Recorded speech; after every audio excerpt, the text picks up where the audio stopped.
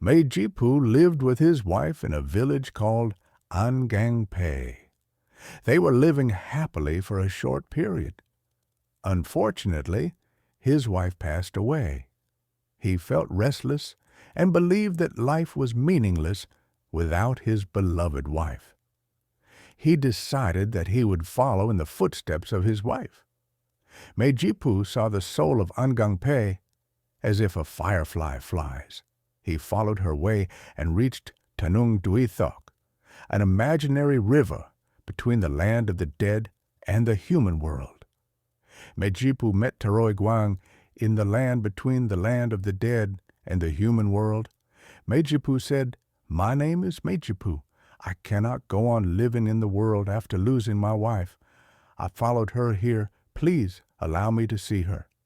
Taroi Guang said, "Hey, you living being, this is not your place. Go back to where you belong." MEIJIPU keep begging to let him into the dead world, Taroi Ram. After repeated requests from MEIJIPU, Taroi Guang finally agreed.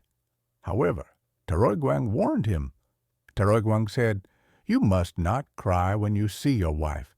If you do, you will die, and you must not turn back even if you hear your wife calling you until you reached Taroi Ram." MEIJIPU. Reply, "I won't shed a tear, and I will not turn back even if I hear my wife calling me until I reach the dead land." So Taroi Guang allowed him to enter the land of the dead. When he was on his way to the land of the dead, he heard his wife calling out for him. However, as Taroi Guang warned him, he never turned his back. Even he was tempted to turn his back to see was it his wife who is longing for him. As soon as he reached the Taroi Ram, he was heartily welcomed with a smile by his wife, like living in the world. MEIJIPU was happy, with no bound to see his wife's face. Eating and drinking were contrary to worldly life. The qualities and flavors were completely opposite. One day, the people of the land of the dead proposed to go for fishing. To his surprise, they did not go to river for fishing. Instead, they went to jungle. On his way, he came across bamboo shoot.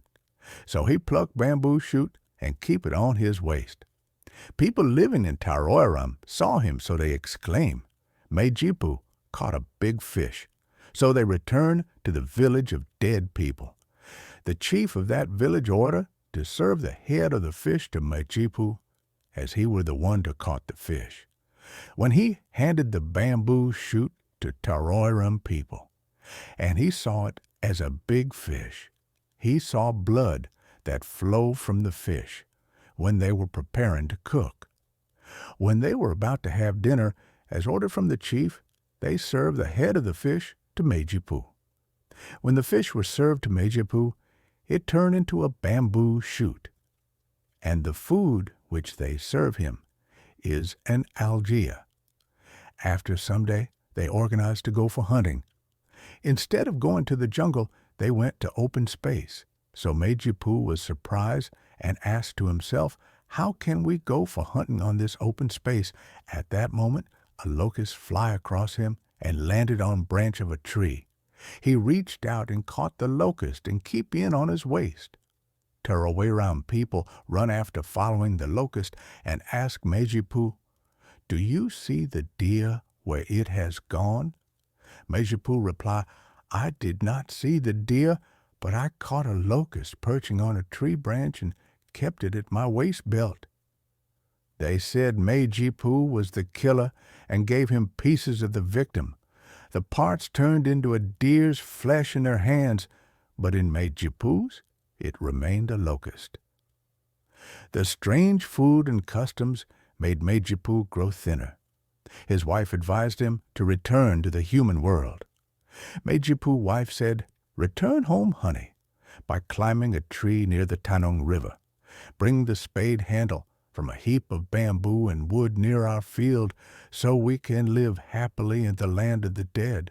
Also, take a rooster with you to call your soul back and show it to the people."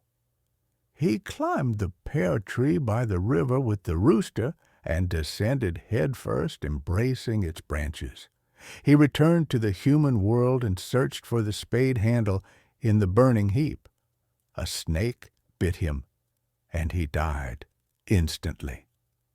It is believed MEIJIPU went to the afterlife to live happily with his wife. The rooster, Rampu, is now found in the hills of Manipur. MEIJIPU taught people that everything exists in the afterlife, but its names and uses differ.